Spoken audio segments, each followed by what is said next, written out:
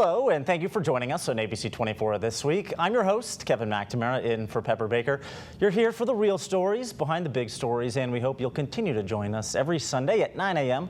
or 10:35 p.m. But before we get to the topics, I'd like to introduce our panelists this week. First off, as always, we've got our political analyst, ABC24's Otis Sanford. Otis, good to see you again. And former Memphis City Councilwoman and school board member, Twan Stout-Mitchell. Twan, nice to have you. And a new face to the show, public relations and communications strategist, Milton Howery. Milton, appreciate you also being new along with me. Thank you for having me. Glad to be here. Yeah, thanks to all of you for being here. So let's get to our topics. They have a bit of an MSCS theme. First, we're talking about former MSCS Superintendent Marie Feagins' lawsuit against the district. Then we'll talk about MSCS losing federal pre-K funding and potential school board elections next year. And lastly, Senator Brent Taylor using some colorful language on Facebook to call out MSCS support for Glorilla. But first, back to Feagins' lawsuit. Now, former Superintendent Dr. Feagins had her day in court this week, making a case to Shelby County Circuit Court Judge Robert Childers that she deserves her job back. Feagins is accusing board members of violating the state's open meetings law, breaching her contract, and secretly plotting her termination. She's requesting to not only be reinstated as superintendent, but also receive more than $480,000 in severance pay. MSCS attorney Spence Bright denied violations of the Open Meetings Act and says that Feagins' whole case is based on hearsay. Here's a snippet of what they both said. And in 295 days, we have measurable results. I didn't play politics, and that's the only thing that we're talking here. This is not about performance. My reinstatement is a request to finish the job as the merits of the case are proven, because I know that we will prove them. They could at any time talk about Dr. Feagins' job performance. At any time, whether it was one or all 9 of them. That is different than deliberating as to how they are going to vote on the termination resolution. Totally different. And that's the part that Dr. Feagins seems to conflate.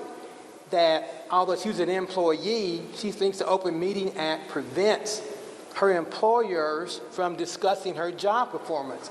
That's not true. Deidre Malone from the Carter Malone Group and a familiar face to this show formerly handled PR for MSCS. She testified admitting board members discussed Feagins' dismissal before emergency meetings in December. The 6-3 vote to fire Feagins was in January, but the judge has not made a decision on the lawsuit yet. So, Otis, we'll start with you. Does she have a case here, or do you see the judge ruling in the district's favor? Well, it's hard to say. As someone who covered the courts for many years as a reporter, you never know what a judge is going to do, like you don't know what a jury is going to do. So I'm not going to even try to speculate on that decision. But I will say this. There's a legal side to this, and there's a practical side. Yeah. Now, the legal side is maybe the judge could find that they would prevail on the merits and issue a preliminary injunction.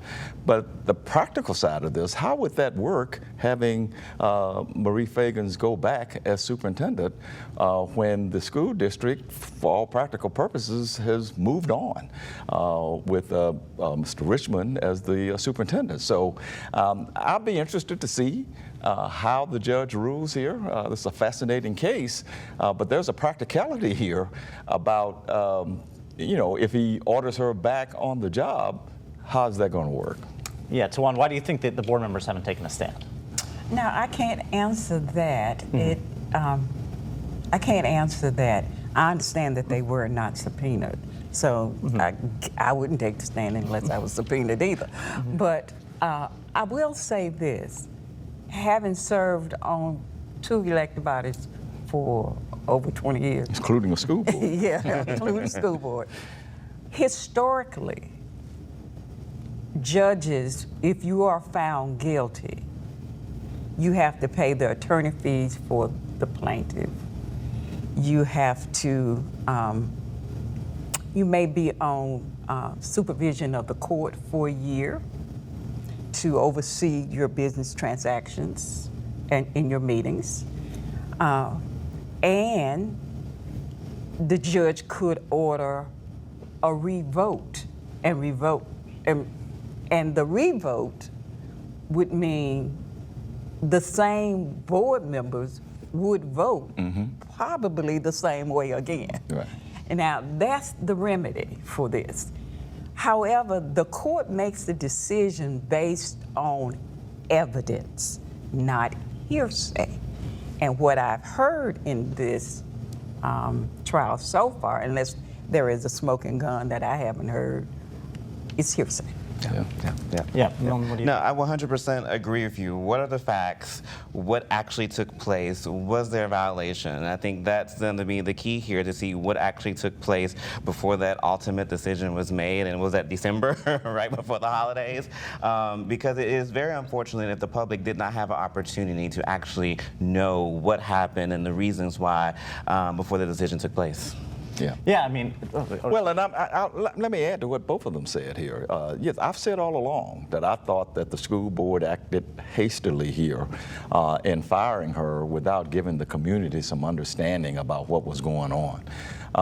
And of course, Robert Spence, he's Robert Spence, the school board attorney, made a statement the other day about school board members had the right to talk about this and not violate the Open Meeting Act. I'm not totally sure about that because, you know, it says that if two or more board members are having a discussion with the intent to deliberate toward a decision, that's a violation. Yeah. So I think the judge is going to have to take all of that into account here to see where we land here. But again, the practicality of this is, how are you going to put former Superintendent Feagins back in the job that somebody else already has? I don't think And to Juan's point, if you make them vote over again, they're only going to do the same thing. They're dug in their heels right now. Yeah. And plus, they seem as a board to be functioning and moving forward under the leadership of Dr. Richmond. right, that was going to be my question, is what's the end game here, really, if there is already this whole infrastructure in place? How could you put her back into that role? Yeah. What it would do, though, if, and if is a big word, y'all, 2 letters, but a big word. If this occurs, what it could do is give her an opportunity to get severance. Yeah. That's the deal. Well, almost $500,000, it seems, plus back. But if is a big word. Yeah. And I think the public, she had a huge public support for her short tenure there, and I think that there's going to have to some accountability and some input and some consideration into the decisions that are made, that obviously by the law, but making sure that we are that those making this decision, that is taken into account if a decision is made where we may have to be reinstated, or whatever that decision is, or whatever that looks like, because the public is upset, and it's definitely messy and troubling, but I think there's so many different ways that this could go. Yeah. And I'm upset, I'm the public too, and I'm upset too, not only on one person's job, but what happened to over 1,000 people during her tenure.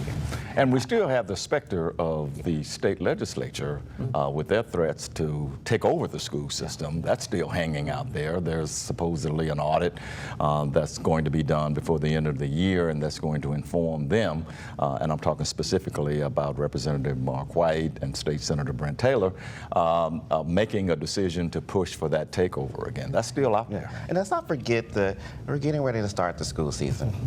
And there are so many hardworking teachers and educators that this is hovering over. You know, it's supposed to be an exciting start to the school year. So that I just hope that those teachers and educators know that they're heard, and that they are seen, and that we get to a quick solution to this. Yeah, I mean, to your point earlier, that there is a lot of public anger about this, and she had a lot of support. Is there a way to kind of put the toothpaste back in the tube with all of these different... Well, I'm going to be honest with you. What I saw was different. Because I saw with the rise in the test scores, the schools stayed on task. They stayed on message and on task in teaching their children and trying to manage their classrooms. And all of this outside ruckus was going on at that level, but they were working. And I hope whatever happens, that will continue. And I think that's what we all should be excited about, Yeah. that they stayed focused. All right, appreciate that. I will say one very Okay, quick last word. thing. The last word here, with all due respect to our friend Deidre Malone, it was clear that she didn't like being there the other day. And I wouldn't have blamed her. I mean, it kind of put her on the Yeah. spot. But we'll just have to wait to see how the judge handles it. All right, appreciate that. We'll be right back after this with much more discussion of MSCS. Stay with us.